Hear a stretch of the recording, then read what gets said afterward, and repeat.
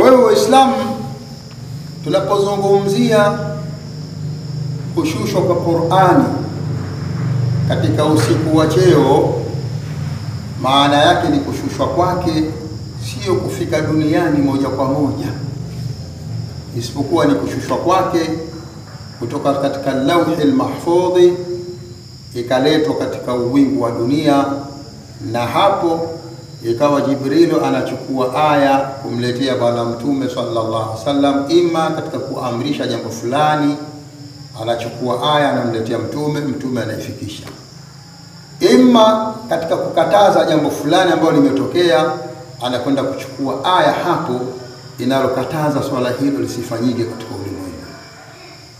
Na miongoni mwa matukio ambayo nitatilia mfano hapa kidogo tu kwa kuyagusia ni tukio la Ali ibn Abi Talib, wakati sahaba Abdurrahman bin Auf, kama sikosei, alipokuwa ameandaa kalamu fulani, sherehe fulani, akapika vyakula akawaalika masahaba, na katika vitu ambavyo kwamba alikuwa ameandaa kwa wakati huo, pombe haijaharamishwa, alikuwa ameandaa na pombe iliyotengenezwa kutokana na tende. Basi masahaba wakaalikwa na wakaalikika, wakahudhuria katika hadhara hiyo, wakala na wakanywa. Wakiwa katika sherehe hiyo, wakawa wanaburudika na vitu mbalimbali, vinywaji na nini. Ukaingia wakati swala, ukaingia wakati swalati al-maghrib, ikaingia wakati wa swala ya maghrib. Kenda msikitini kuswali, akatangulizwa Ali ibn Abi Talib kuswalisha. Sasa kwa kuwa Ali alikuwa kashapiga mitungi, na mtu anapokunywa akili inakuwa inabadilika, anaweza akazungumza jambo ambalo kwamba halitambui, anaweza akafanya jambo ambalo kwamba akiwa mzima hawezi kufanya, kwa sababu kipindi kile akili yake timamu wanayo. Lakini akinywa pombe akili yake inahama katika utimamu, inaharibiwa na ile pombe. Kwa hivyo Ali ibn Abi Talib akatangulizwa kuswalisha swala ya maghrib. Aliposwalisha akasoma alhamdu vizuri tu, lakini sura ya pili akasoma qul ya ayyuhal kafirun.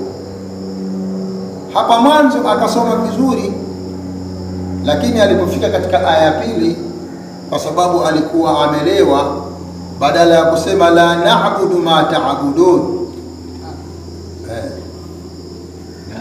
la na'budu ma ta'budun, ndio qul ya ayyuhal kafirun la na'budu la na'budu ma ta'budun, sisi hatuabudu kile mnachoabudu nyinyi. Badala ya kusema hivyo akasema na'budu ma ta'budun, kwamba sisi tunaabudu kile mnachoabudu. Ina maana kwamba na sisi tunaabudia masanamu. Jibril akaenda katika hiyo sama dunia ambapo Qur'ani imehifadhiwa hapo, akaichukua aya akaileta kwa Bwana Mtume sallallahu alaihi wasallam, na Bwana Mtume akaifikisha aya hiyo, akasema Mwenyezi Mungu, wala taqrabu salata wa antum sukara, msiqurubie swala na hali ya kuwa nyinyi mmelewa, hatta ta'lamu ma taqulun, mpaka mkijue kile mnachokisema. Kwa maana wakati huo pombe inakuwa imeshaondoka katika vichwa vyenu, hapo sasa ndio mtakuwa mnaruhusiwa kuswali. Lakini baadaye kaenda zikaja aya kuja kuharamisha pombe isinywewe kabisa. Innamal khamru wal maisir wal azlam rijsun min amali shaitan. Ikaja aya hiyo kwamba innama, hakika si vinginevyo, al khamru, pombe, wal azlam, na mambo ya kupiga ramli sijui bishare nini, akasema rijsun, huo ni uchafu min amali shaitani. Lakini mwanzo ilikuwa watu wanaruhusiwa kulewa, lakini wanaruhusiwa kwenda kuswali. Baadaye akaambiwa mruhusiwi kuswali mkiwa mmelewa, lakini baadaye ikaja ikaharamishwa kabisa pombe. Kwa hiyo hii ni kuonyesha kwamba Qur'ani haikushuka moja kwa moja kuletwa katika dunia, isipokuwa ilishushwa kwanza kutoka katika Lauhul Mahfudh ikaletwa hapo katika uwingu wa dunia. Kwa hiyo anaposema inna anzalnahu fi lailatul qadri, kwamba sisi tumeishusha Qur'ani katika usiku wa cheo, maana yake ni kuitoa katika uwingu, kuitoa katika Lauhul Mahfudh na kuileta katika uwingu wa dunia. Baada ya Mwenyezi Mungu kushusha aya hiyo ya mwanzo, inna anzalnahu fi lailatul qadri, kisha akamuuliza bwana mtume, wama adraka ma lailatul qadri, ni kitu gani kitakachokufahamisha ewe Muhammad, ni upi huo usiku wa cheo? Kitu gani kinakufahamisha kwamba huo usiku wa cheo ni upi? Waqala al-Khazin, mmoja katika mufassirina wa Qur'ani, asema wa hadha ala sabili ta'dhimi laha wat-tashwiq, kwamba swali hili limekuja katika njia at-ta'dhimi laha, katika kuitukuza Qur'an, wat-tashwiq, na katika kumtia tashwiq bwana mtume sallallahu alaihi wasallam, kwamba awe na hamu ya kusikiliza kitu gani kitatoa maelezo, yani itaelezwa vipi Qur'an, wama itaelezwa vipi huo usiku wa cheo, wama adraka ma lailatul qadri, kitu gani kitakachokufahamisha kwamba ni upi huo usiku wa cheo. Yani bwana mtume apate kuwa attention katika kusikiliza kwa makini namna usiku wa cheo atakavyoueleza Mwenyezi Mungu Subhanahu wa Ta'ala, kama vile alivyomwambia hal ataka hadithu Musa, je, zilikujilia habari za Musa au uliziona habari za Musa? Hal ataka hadithu Musa. Sasa pale mtume hata kama ni wewe, je bwana umesikia Kariakoo iliyotokea leo, lazima utakuwa attention, kumetokea nini Kariakoo? Ndio iliyotokea hapa. Wama adraka ma lailatul qadri, kitu gani kitakufahamisha Muhammadi kwamba ni upi huo usiku wa cheo? Kisha Mwenyezi Mungu akamwambia lailatul qadri khairun min alf shahri, kwamba usiku wa cheo ni usiku bora kuliko miezi 1000, ambao ni sawasawa na miaka 83.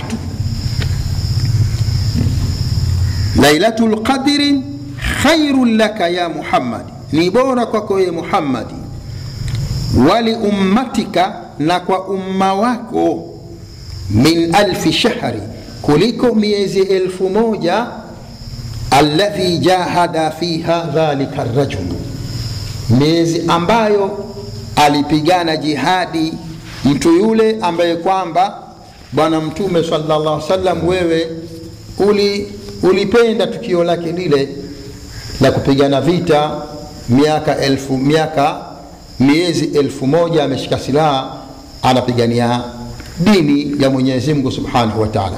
Kwa hiyo huu siku mmoja huu ni bora kuliko masiku yale aliyopigania mtu yule ambaye kwamba alikuvutia kiasi kwamba ukamwambia Mwenyezi Mungu, innaka ja'alta ummati, hakika yako Mwenyezi Mungu umeujalia umma wangu, aqsara al-umami a'maran, umeufanya umma wangu ni wafupi mno wa umri, wa aqalluha a'mala, na ukawajalia kwamba wao ni wachache wa matendo.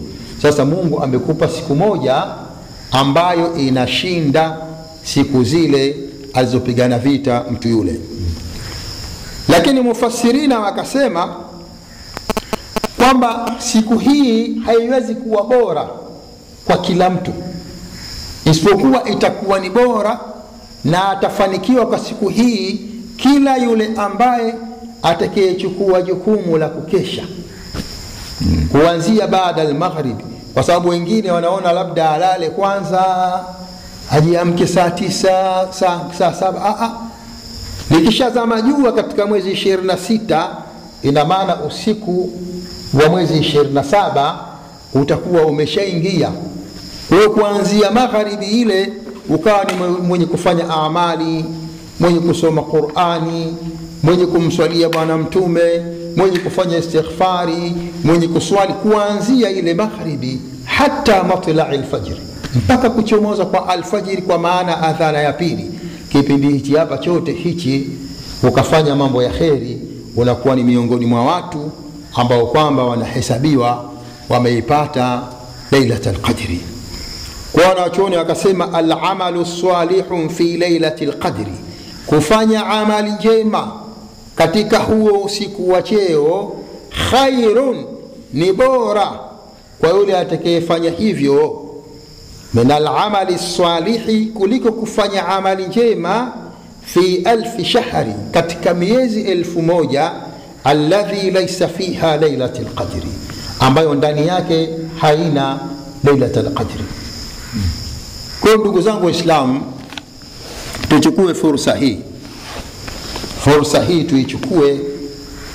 Leo ni mwezi 24 kuamkia 25, katika yale masiku ya ashur al-awakhir, ya 10 la mwisho, ambayo yasemekana kwamba huenda katika witri hizi ndio Lailatul Qadr ikapatikana katika masiku haya.